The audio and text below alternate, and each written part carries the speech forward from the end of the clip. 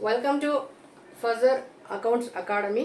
So ఈరోజు మనము మన క్లాస్లో జర్నల్ గురించి తెలుసుకోబోతున్నాము. సో జర్నల్ ఆల్రెడీ మనం నిన్న 2 క్లాసెస్ జరిగాయి. మనది ఇది 3rd క్లాసు. ఈ 3rd క్లాస్లో మనము జర్నల్కి ఇంకొక ఏమని పిలుస్తారు అంటే డే బుక్ అని పిలుస్తారు, బుక్స్ ఆఫ్ ఫస్ట్ ఎంట్రీ అని పిలుస్తారు, ఒరిజినల్ ఎంట్రీ బుక్ అని పిలుస్తారు, ప్రైమ్ బుక్ అని కూడా పిలుస్తారు.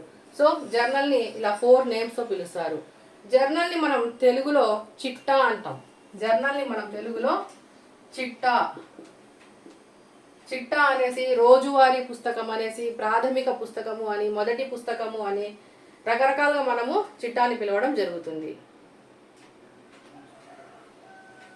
ఈరోజు ఇంకా మనము జర్నల్ బుక్ అనేది ఎలా ఉంటుంది అనేది ఫస్ట్ చూద్దాం.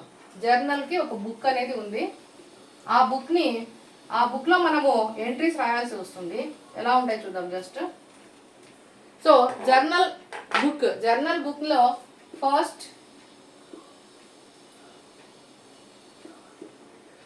ఫస్ట్ కాలం వచ్చేసి జర్నల్ బుక్లో డేట్ ఉంటుంది, తేదీ. సెకండ్ కాలం పర్టికులర్స్ అంటే వివరాలు ఉంటాయి. థర్డ్ కాలంలో ఎల్ఎఫ్, లెడ్జర్ ఫోలియో అంటారు, లేదా లెడ్జర్ పేజ్ నెంబర్ అని కూడా అంటారు దీన్ని. ఫోర్త్ కాలంలో డెబిట్ అమౌంట్. అదేవిధంగా లాస్ట్ కాలంలో క్రెడిట్ అమౌంట్. సో ఈ 5 కాలమ్స్ ఉంటాయి. ఈ 5 కాలమ్స్ ఈ ప్రొసీజర్లో మనము జర్నల్ అనేది స్టార్ట్ చేస్తాం. సో ఈ జర్నల్లో మనం ఏం చేస్తాము అంటే ఎంటర్ చేస్తాం. డేట్ వైజ్గా పర్టికులర్స్ రాసుకొని అమౌంట్ వేసుకొని ఎంటర్ చేయబోతున్నాం. ఆ ఎంటర్ చేయడానికి ఇక్కడ ఏమని పిలుస్తామంటే జర్నల్ ఎంట్రీస్ అని పిలుస్తాం. Journal entries. సో 5 కాలమ్స్ ఉన్నాయి. ఈ 5 కాలమ్స్లో ఇప్పుడు ఏ విధంగా రాస్తాం ఒకసారి చూద్దాం. సో ఫస్ట్ కాలం వచ్చేసి డేట్ వైజ్గా మనం ప్రతి విషయాన్ని డేట్ వైజ్గా క్రోనలాజికల్ ఆర్డర్లో, సపోజ్ మనం ఇప్పుడు 2022 అకౌంట్స్ రాస్తున్నాము అంటే ఆ ఇయర్ మొత్తం 2023 అకౌంట్స్ మాత్రమే ఉంటాయి. ఇప్పుడు 2023లో మనం సపోజ్ మే 1 నుంచి స్టార్ట్ చేసినామంటే మే 1లో ఏం జరిగింది, 2nd ఏం జరిగింది, 3rd ఏం జరిగింది, 4th ఏం జరిగింది, 5th. ఈ విధంగా మే అంతా కంప్లీట్ అయిన తర్వాత జూన్కి వెళ్తాం.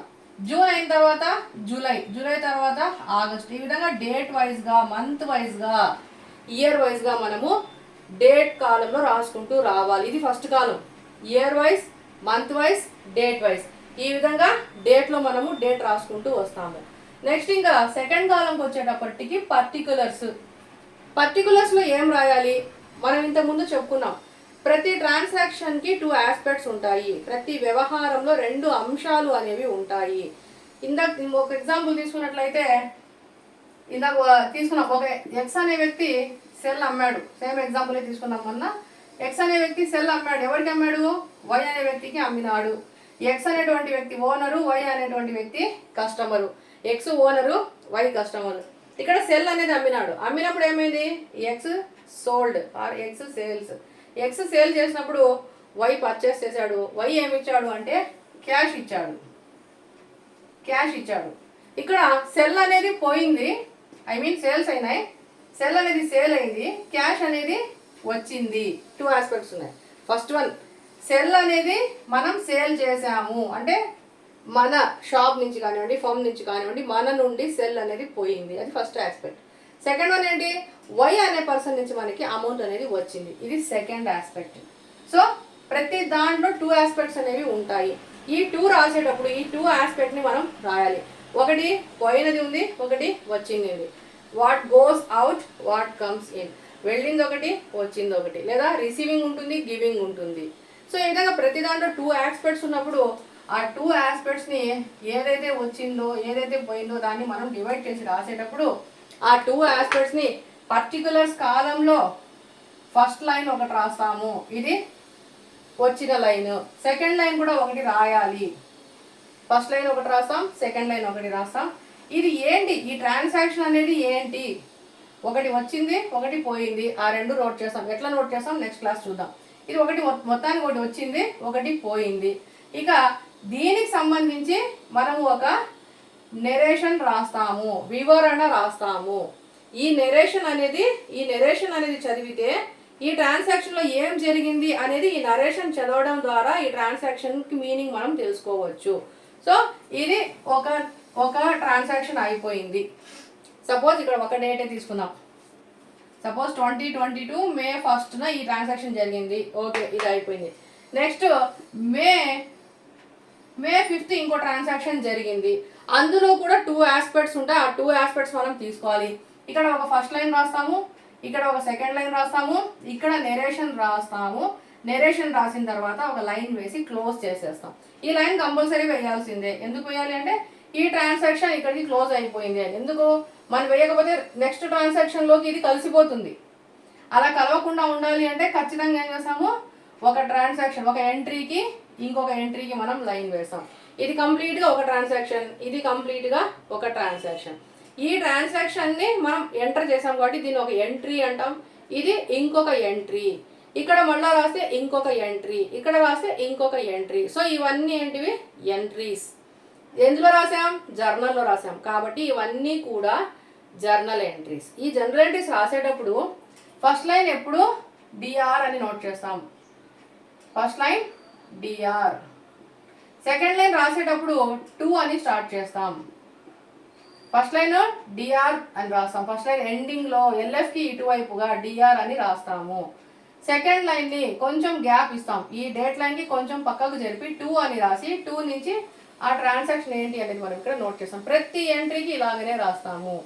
సో ఫస్ట్ లైన్ డిఆర్ 2 ఒకటి, ఇక్కడ నెరేషన్ రాసి క్లోజ్ చేస్తాం. ఇక్కడ ఇది రాసుకునేటప్పుడు ప్రతిదానికి ఒక అకౌంట్ అనేది మనం ఇచ్చేస్తాం కాబట్టి అకౌంట్ అని నోట్ చేస్తాం. ప్రతి ఆస్పెక్ట్కి ఒక అకౌంట్ ఉంటుంది. సో ఆ అకౌంట్ మెన్షన్ చేసి ఆ అకౌంట్ దీన్ని డిఆర్ అనే దాన్ని మనం డెటార్ అని చదువుతాము. ఫస్ట్ లైన్లో డిఆర్ అనే దానికి దీన్ని డెటార్ అని చదువుతాము. ఇకపోతే మనము అమౌంట్ ఇక్కడ థర్డ్ కాలం వచ్చేసి ఎల్ఎఫ్, థర్డ్ కాలం వచ్చి ఎల్ఎఫ్, లెడ్జర్ ఫోలియో లేదా లెడ్జర్ పేజ్ నెంబర్. ఈ లెడ్జర్ ఫోలియో లేదా లెడ్జర్ పేజ్ నెంబర్లో మనం ఇక్కడ ఏమి రాయము. లెడ్జర్ ఫోలియో లెడ్జర్లో ఏమి రాయము, లెడ్జర్ పేజ్ నెంబర్లో ఏమీ ఉండదు. ఇకపోతే డెబిట్ కాలం, క్రెడిట్ కాలం. ఇక్కడ మనం డెబిట్ అమౌంట్ వేస్తాము, ఇక్కడ మనం క్రెడిట్ అమౌంట్ వేస్తాము. ఈ డెబిట్ అమౌంట్ మనం క్రెడిట్ అమౌంట్ వేసేటప్పుడు ఫస్ట్ లైన్కి డెబిట్ కాలంలో అమౌంట్ నోట్ చేయాలి. ఫస్ట్ లైన్కి డెబిట్ కాలం డిఆర్ అని ఉన్న కాలం, ఫస్ట్ లైన్ డిఆర్ అంటే డెటార్, డిఆర్ డెబిట్ అని ఉన్న కాలంకి మనం ఇక్కడ అమౌంట్ అనేది నోట్ చేస్తాము. ఇక్కడ తర్వాత 2 అని ఉన్న కాలంకి క్రెడిట్ కాలంలో మనము అమౌంట్ నోట్ చేస్తాం. డెబిట్ డిఆర్ అని ఏదైతే ఉందో ఆ డిఆర్ ఉన్నటువంటి కాలంకి అమౌంట్ అనేది డెబిట్ కాలంలో నోట్ చేస్తాం.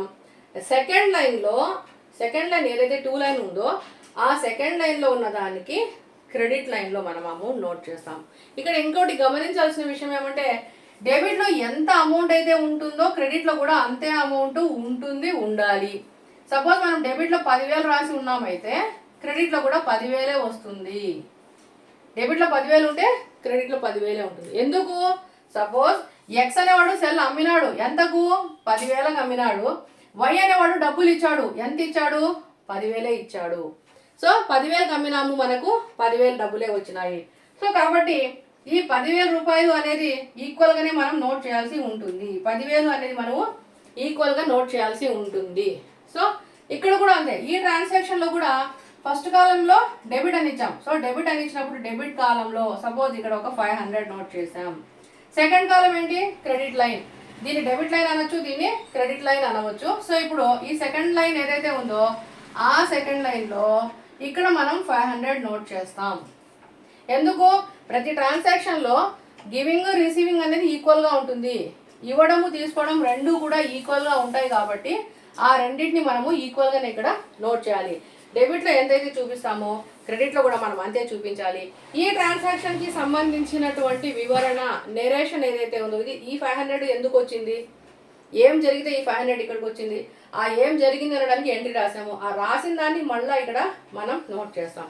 ఇక్కడ నెరేషన్ రాసేటప్పుడు బీయింగ్ అనే వర్డ్తో స్టార్ట్ చేస్తాం. బీయింగ్. సపోజ్ ఇక్కడ సెల్ అమ్మారు కాబట్టి being sell, CLL sell, SCLL sell కాదు, మళ్ళీ sell being sell sold, being sell sold, sell అమ్మినందున, తెలుగులో సెల్ అమ్మినందున. సో ఈ విధంగా మనం ఏం చేస్తాము అంటే ప్రతి దానికి ఇక్కడ అకౌంట్స్ని రెండుగా తీసుకొని మనం జర్నల్లో ఎంట్రీ చేయాలి. ఇది జర్నల్ ప్రొఫార్మా.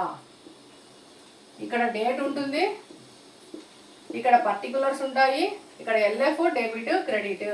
సో ఇక్కడ డేట్ వైజ్గా ఇక్కడ 1వ తేదీ అయింది, మళ్ళీ 5వ తేదీ వస్తుంది, మళ్ళీ 6వ తేదీ, మళ్ళీ 7వ తేదీ, మళ్ళీ 10వ తేదీ, మళ్ళీ 12, మళ్ళీ 15, 31 వరకు వస్తాయి ఉంటాయి. 31 అయిపోయిన తర్వాత జూన్ వస్తుంది. 10వ తేదీ పైన రాయకూడదు, 5వ తేదీ కింద రాయకూడదు. అన్ని డేట్ వైజ్గా మనం రాసుకుంటూ వస్తాము. డేట్ వైజ్గా రాసుకుంటూ వచ్చి మనం ఎంట్రీస్ రాయాలి. ఇది ఒక ఎంట్రీ, ఇది ఒక ఎంట్రీ. మనం ఎన్ని ఎంట్రీస్ ఉంటే, ఎన్ని డేట్స్, ఎన్ని ట్రాన్సాక్షన్స్ ఉంటే అన్ని ఎంట్రీస్ రాస్తాము. ఓకే, ఇప్పుడు మనం నెక్స్ట్ కొన్ని ట్రాన్సాక్షన్స్ చూద్దాం. కొన్ని ట్రాన్సాక్షన్స్ ఏ విధంగా ఉన్నాయి, ఆ ట్రాన్సాక్షన్స్ని మనం జస్ట్ ఇక్కడ చూద్దాం.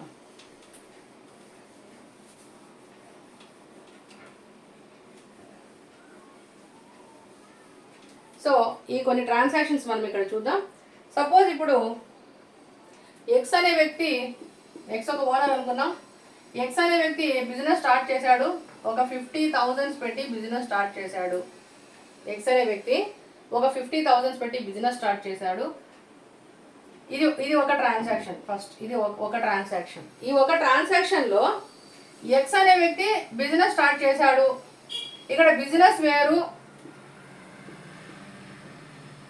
ఎక్స్ అనే వ్యక్తి వేరు, ఎక్స్ అనే పర్సన్ వేరు, బిజినెస్ వేరు. సో ఇప్పుడు ఇంతకుముందు మనం చెప్పాం, ఎక్స్ అనే పర్సన్ ఫస్ట్ టైం ఏదైతే అమౌంట్ని బిజినెస్లోకి తీసుకొని వస్తాడో దాన్ని మనం ఏమని పిలుస్తాము అంటే క్యాపిటల్ అని పిలుస్తాము. దాన్ని ఏమని పిలుస్తాము? క్యాపిటల్. ఆ క్యాపిటల్ ఎవరు తెస్తున్నారు? ఎక్స్ అనే పర్సన్ తెస్తూ ఉన్నాడు. సో ఎవరు తెస్తున్నారు? ఎక్స్ అనే పర్సన్ తెస్తూ ఉన్నాడు. సో ఎక్స్ అనే పర్సన్ క్యాపిటల్ తెస్తూ ఉన్నాడు. ఆ క్యాపిటల్ ఎంత ఉంది? 50,000 రూపీస్ ఉంది. ఆ 50,000 రూపీస్ అనేది ఏంటి అంటే క్యాష్. 50,000 రూపీస్ క్యాష్ని క్యాపిటల్గా తెస్తూ ఉన్నాడు ఎక్స్. సో ఇప్పుడు ఎక్స్ అనే అతను తెచ్చిన క్యాపిటల్ ఎంత? క్యాష్ రూపంలో 50,000 రూపీస్ తెచ్చాడు. ఎక్స్ అనే వ్యక్తి క్యాష్ రూపంలో 50,000 రూపీస్ తెచ్చాడు. సో ఇక్కడ 2 ఆస్పెక్ట్స్ ఏమున్నాయి? రావడము, పోవడము, receiving, giving, what comes in, what goes out. ఈ ప్రిన్సిపల్స్లోనే ఉంటాయి. ఆల్రెడీ మనం క్లాసిఫికేషన్స్ చెప్పుకున్నాము. Personal account, real account, nominal account.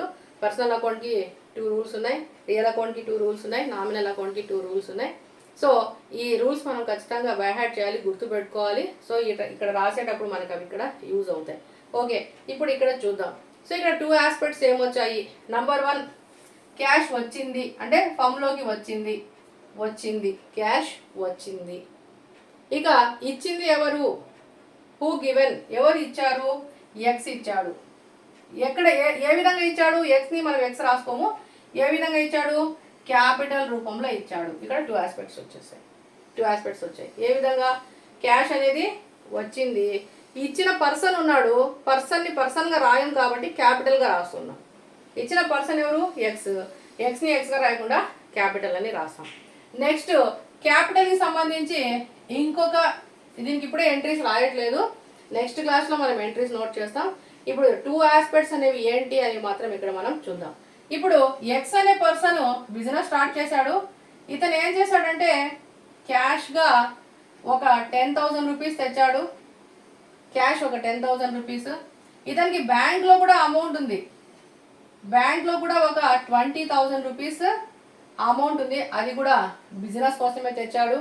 తర్వాత ఇతను ఒక కంప్యూటర్ తెచ్చాడు. ఈ కంప్యూటర్ కూడా ఒక 30,000 రూపీస్. కంప్యూటర్ ఒక 30,000 రూపీస్ అనుకుందాం. సో ఈ 3 కూడా ఇతను ఏం చేశాడు? క్యాపిటల్గా తెచ్చాడు. ఈ 3 కూడా క్యాపిటల్గానే తీసుకొని వచ్చాడు. ఈ క్యాపిటల్గా తెచ్చినప్పుడు ఈ 3 కూడా ఏమైనాయి? ఫమ్లోకి వస్తూ ఉన్నాయి, బిజినెస్లోకి వస్తూ ఉన్నాయి. వాట్ కమ్స్ ఇన్ అన్నాం కదా, ఆ విధంగా what is coming here, these three cash, bank, computer coming to our firm. మన ఫర్మ్లోకి క్యాష్, బ్యాంకు, కంప్యూటర్ అనేవి వస్తూ ఉన్నాయి. సో ఎవరు ఇస్తూ ఉన్నారు, ఇచ్చే పర్సన్ ఎవరు, ఇంకోటి సెకండ్ ఆస్పెక్ట్, ఇస్తున్నది ఎవరు, ఎక్స్. ఎక్స్ని ఎక్స్గా రాస్తామా, రాయము. ఎక్స్ ఏ విధంగా ఇస్తున్నాడు, క్యాపిటల్గా ఇస్తూ ఉన్నాడు, మూలధనంగా తెస్తూ ఉన్నాడు. తెలుగులో చూడండి, ఇది నగదు, ఇది బ్యాంకు, ఇది కంప్యూటరు, ఈ మూడు వస్తూ ఉన్నాయి. ఎలా వస్తున్నాయి, క్యాపిటల్ రూపంలో ఎక్స్ అనే అతను ఇస్తూ ఉన్నాడు. సో ఎక్స్ని రాయను కాబట్టి క్యాపిటల్ కింద రాసుకుంటాం.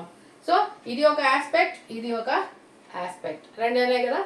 ఓకే, ఇది క్యాపిటల్కి సంబంధించిన ఒక ట్రాన్సాక్షన్. ఇకపోతే ఇప్పుడు ఎక్స్ అనే అతను బిజినెస్ స్టార్ట్ చేశాడు. బిజినెస్ స్టార్ట్ చేసినప్పుడు అతను ఇక్కడ సేల్ చేశాడు, గూడ్స్ సేల్స్ చేస్తూ ఉన్నాడు. గూడ్స్ సేల్స్ చేసేటప్పుడు సోల్డ్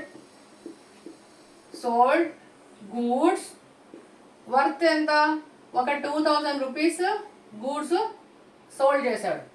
ఎక్స్దే, ఎక్స్ ఇంకా రాసేవంతా ఎక్స్ బిజినెస్ ఇది. ఎక్స్ బిజినెస్లో సోల్డ్ చేశాడు గూడ్స్ సోల్డ్ అంటే 2000 రూపీస్ ఇచ్చాం. ఇక్కడ ఇంకొకటి నేర్చుకోవాల్సిన విషయం ఏమంటే, మనం ముందే చెప్పుకున్నట్టుగా సేల్స్ ప్లస్ పర్చేజ్ ఉంటే ఈ రెండింటిని కలిపి మనం బిజినెస్ అని పిలవడం జరుగుతుంది. సేల్స్ పర్చేజ్ రెండు కలిస్తే బిజినెస్ అవుతుంది. అయితే ఈ సేల్స్ పర్చేజెస్ ఏ విధంగా జరుగుతాయి అంటే రెండు రకాలుగా జరుగుతాయి, 2 టైప్స్లో జరుగుతాయి. ఏంటి 2 టైప్స్ అంటే, ఒకటి క్యాష్ బేసిస్, రెండవది క్రెడిట్ బేసిస్. ఒకటి క్యాష్ బేసిస్, రెండవది క్రెడిట్ బేసిస్. ఎందుకంటే ఎవడైనా సరే ఒక బిజినెస్ పెట్టుకుంటే ప్రతిదీ కూడా నగదుకే పోదు, ప్రతిదీ కూడా నగదు రూపంలో కొనరు. ఎవరో ఒకరు వస్తారు, మాకు అప్పు ఇవ్వండి, ఈ నెల రేపు నెల ఇస్తాము, లేదా కొంచెం టైం ఇవ్వండి, 1 వీక్ ఇస్తాము, 10 డేస్కి ఇస్తాము, ఏదో టైం పెట్టుకొని వాళ్ళు ఏం చేస్తారు, ఇక్కడ క్రెడిట్ బేస్ పైన తీసుకొని పోతారు. ఆ క్రెడిట్ బేస్ పైన మనకి ట్రాన్సాక్షన్స్ ఉంటాయి, క్యాష్ బేసిస్ పైన కూడా ట్రాన్సాక్షన్స్ ఉంటాయి. అదేవిధంగా ఎక్స్ అనే పర్సన్ ఏంటి, తను ఎక్కడో ఒక జెడ్ అనే దగ్గర నుంచి తను కూడా ఒక స్టాక్ అనేది తెచ్చుకుంటాడు. ఆ తెచ్చుకునేటప్పుడు కూడా ఎక్స్ ఏం చేస్తాడు, క్యాష్ ఇచ్చైనా తెచ్చుకోవచ్చు, లేదు టైం పెట్టుకొని 1 మంత్కి ఇస్తా, 2 మంత్స్కి ఇస్తా అని క్రెడిట్ బేస్ మీద కూడా తెచ్చుకోవచ్చు. బిజినెస్ అన్నాక క్యాష్ ఉంటుంది, క్రెడిట్ రెండు ఉంటాయి. సో ఇప్పుడు క్యాష్ ఉంది, క్రెడిట్ కూడా ఉంది. ఈ క్యాష్ ట్రాన్సాక్షన్ మనం రాయాల్సిందే, క్రెడిట్ ట్రాన్సాక్షన్ కూడా మనం చేయాల్సిందే. ఈ క్యాష్ క్రెడిట్ రెండు ట్రాన్సాక్షన్స్ మనం ఇక్కడ చూద్దాం. సో ఇప్పుడు సపోజ్ సోల్డ్ గూడ్స్ అన్నారు. ఫస్ట్ సోల్డ్ గూడ్స్ ఏంటో చూసేద్దాం. సోల్డ్ గూడ్స్ అంటే సరుకుని అమ్మేశారు. Goods sold by whom, X. By whom అంటే ఎక్సే, బిజినెస్ ఎక్సే చేస్తున్నాడు. సోల్డ్ గూడ్స్ వర్త్ 2000 రూపీస్, 2000 రూపాయలకు అమ్మేశారు. ఇక్కడ సోల్డ్ గూడ్స్ అన్నప్పుడు ఏదో ఒకటి వెళ్తా ఉంది. ఏం వెళ్తా ఉంది, గూడ్స్ వెళ్ళిపోతూ ఉన్నాయి. ఏం వెళ్ళాయి అంటే గూడ్స్ వెళ్ళిపోయాయి, first aspect. And what is the second aspect, second aspect ఏంటి, 2000 రూపీస్ ఇక్కడ మనకి వస్తూ ఉంది. క్యాష్ ఏమొచ్చింది, క్యాష్ వచ్చింది, 2000 రూపీస్ క్యాష్ వచ్చింది. కాబట్టి సోల్డ్ గూడ్స్ అంటే గూడ్స్ అనేవి వెళ్ళాయి, క్యాష్ అనేది వచ్చింది. సో 2 ఆస్పెక్ట్స్ ఉన్నాయా. ఓకే, సపోజ్ ఇంకొకటి ఇక్కడ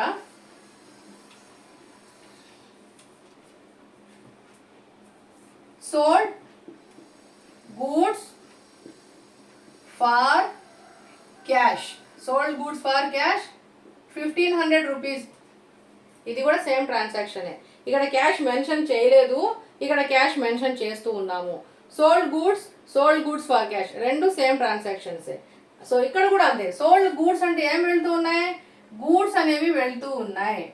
ఫర్ క్యాష్ అంటే క్యాష్ మనకి వస్తూ ఉంది. క్యాష్ 1500 రూపీస్ వచ్చింది అంటే మెన్షన్ చేసాం అంతే, దీనికి పెద్ద తేడా లేదు, జస్ట్ మెన్షన్ ఏమని, ఫర్ క్యాష్ అని చెప్తూ ఉన్నారు. So sold goods for cash ఈ రెండు ఒకటే, అంటే గూడ్స్ అనేవి వెళ్తూ ఉన్నాయి, క్యాష్ అనేది వస్తూ ఉంది. ఓకే, ఇక్కడ ఇంకొక ట్రాన్సాక్షన్ చూద్దాం. Sold goods to Y. Sold goods to Y ఒక 7,000 రూపీస్ అనుకుందాం. Sold goods to Y worth 7,000 rupees.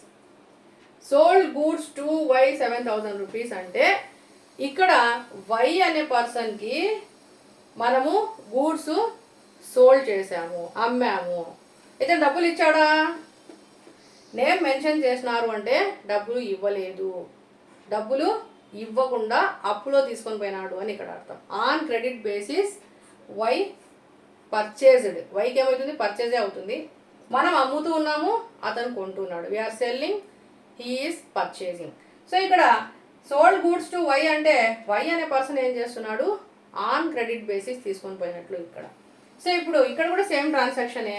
ఇక్కడ మనకి వస్తున్నది ఏంటి? సారీ, ఫస్ట్ పోయేది ఏందో చూద్దాం. మనకి వెళ్తున్నది ఏంటి? ఇక్కడ వెళ్ళేదేంటి? గూడ్స్. గూడ్స్ అనేవి వెళ్తూ ఉన్నాయి, మనము సేల్ చేసాము, మన నుంచి గూడ్స్ అనేవి వెళ్తూ ఉన్నాయి. ఇప్పుడు క్యాష్ రావాలి కదా. క్యాష్ వచ్చిందా? రాలేదు. క్యాష్ రాలేదు. అప్పు మీద పోయింది, క్రెడిట్ మీద పోయింది. సో ఎవరికి ఇచ్చాము? వైకి ఇచ్చాము. కాబట్టి మనం వై నేమ్ రాసుకుంటాం. వై నేమ్ రాసుకోవాలి. ఎందుకు? వై అనే పర్సన్ డబ్బులు ఇవ్వలేదు కాబట్టి మిస్టర్ వై అని మనం ఇక్కడ నోట్ చేసుకోవడం జరుగుతుంది. ఓకే, ఇది క్రెడిట్ ట్రాన్సాక్షన్. ఇంకొకటి చూద్దాం. ఇక్కడ ఇంకొక ఎగ్జాంపుల్ కూడా చూసేద్దాం. Sold goods to P on credit worth ఒక 500. ఇక్కడ మెన్షన్ చేశారు, ఇక్కడ మెన్షన్ చేస్తున్నారు సోల్డ్ గూడ్స్ టు పి. పైన ఏంటి? Sold goods to Y. ఇది ఇక్కడికి ఆపేశారు. కానీ ఇక్కడ ఏంటి? Sold goods to P on credit basis. పర్టికులర్గా చెప్తూ ఉన్నారు sold goods to P on credit basis. On credit basis అంటే అప్పు తీసుకొని పోయినాడు. ఎంతకు? 500 రూపీస్ వర్తబుల్ స్టాక్ తీసుకెళ్ళాడు. సో దీన్ని ఏం చేస్తాం? Same transaction. ఇక్కడ మనం సేల్ చేసాము. ఇక్కడ ఏం చేసాము? సేల్ చేసాము. సేల్ చేసినప్పుడు ఏమైనా గూడ్స్ అనేవి బయటికి వెళ్ళాయి, గూడ్స్ అనేవి స్టాక్ అనేది వెళ్ళిపోయింది. సో ఏం వచ్చింది? ఏం రాలా.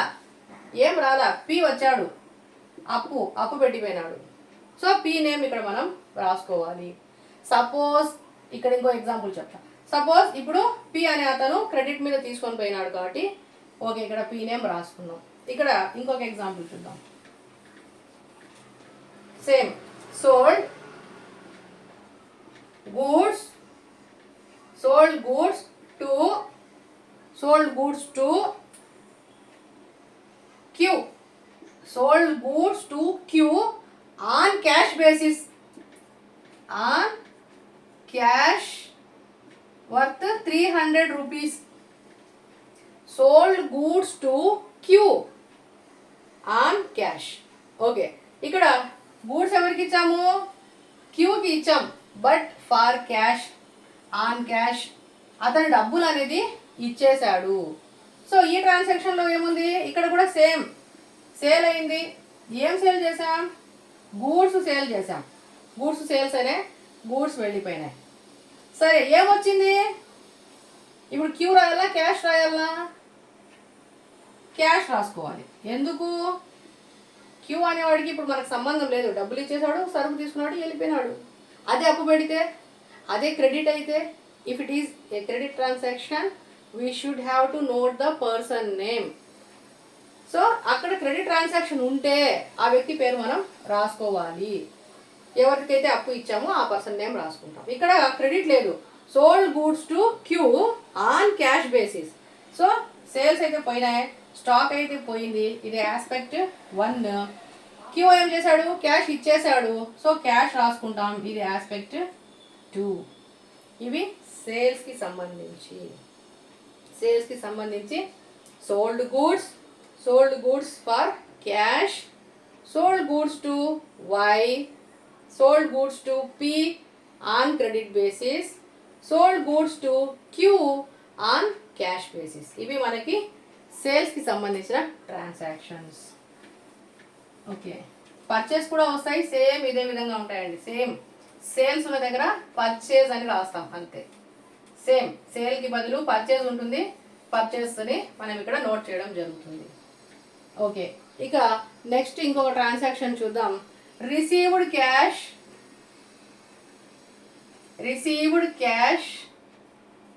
ఫ్రమ్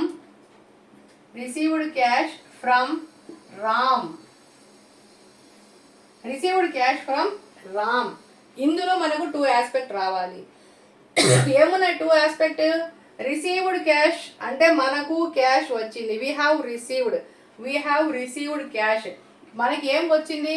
క్యాష్ అనేది వచ్చింది. This is aspect 1. ఎవరు ఇచ్చారు? రామ్ ఇచ్చాడు. ఎవరిచ్చారు? రామ్ ఇచ్చాడు. సో రామ్ అనే పర్సన్ మనకి ఇచ్చాడు.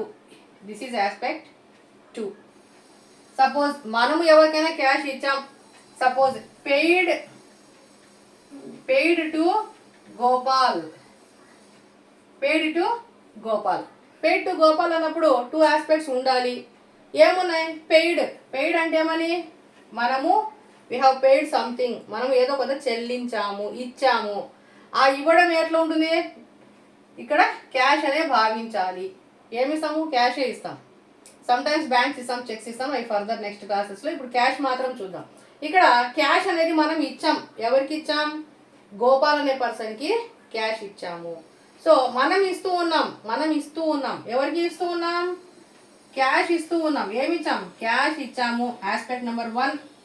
ఎవరికి ఇచ్చాం? రామ్ కాదు, గోపాల్కి మనము ఇచ్చాము. Aspect number 2. గోపాల్కి మనం ఇస్తూ ఉన్నాము. గోపాల్ ఒక ఆస్పెక్ట్ అయితే క్యాష్ అనేది ఇస్తూ ఉన్నాము. సో క్యాష్ అనేది వెళ్తా ఉంది. 2 ఆస్పెక్ట్స్. గోపాల్ తీసుకుంటూ ఉన్నాడు, మనము క్యాష్ అనేది ఇస్తూ ఉన్నాము. 2 ఆస్పెక్ట్స్ ఉన్నాయి. సో ప్రతి ట్రాన్సాక్షన్లో 2 ఆస్పెక్ట్స్ అనేవి వస్తాయి. ఇంకా ఇంకొక ఎగ్జాంపుల్ చూద్దాం. ఇక్కడ 2 ఆస్పెక్ట్స్, ప్రతి దాంట్లో 2 ఆస్పెక్ట్స్ రావాలి మనకి. అందులో ఏది వచ్చింది ఏది పోయింది అనేది తెలిస్తేనే ఏ రూల్ దేనికి అప్లై చేయాలి అనేది మనకు ఈజీగా అర్థమవుతుంది. ఓకే, ఇక్కడ ఇంకొక ఎగ్జాంపుల్ చూస్తే రెంట్.